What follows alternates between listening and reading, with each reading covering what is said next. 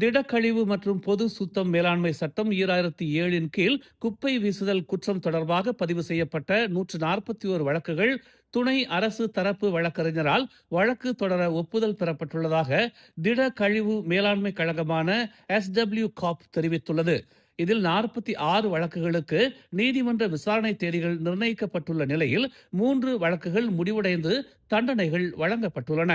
குற்றம் நிரூபிக்கப்பட்டால் அதிகபட்சமாக 2000 ரிங்கிட் அபராதம் அல்லது 12 மணி நேர சமூக சேவை தண்டனை விதிக்கப்படலாம்.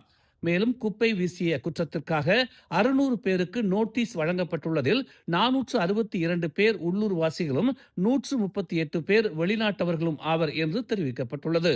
சட்ட அமலாக்கத்தில் எந்தவித பாகுபாடும் இல்லை என்று SW காப் தலைமை நிர்வாக அதிகாரி கலீத் முகமது தெரிவித்துள்ளார்.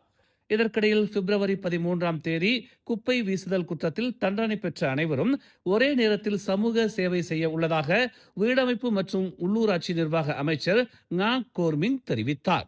அவர்கள் கால்வாய்கள் சுத்தம் செய்தல், சாலைகளை துடைத்தல் மற்றும் பொது கழிப்பறைகளை சுத்தம் செய்வது போன்ற பணிகளில் ஈடுபடுவார்கள் என்று அவர் கூறினார். மேலும் செய்திகளை தெரிந்து கொள்ள தமிழ் மலர் இணையதளம், தமிழ் மலர் செயலி மற்றும் மலர் டிவி யூடியூப் சேனலை வலம் வாருங்கள்.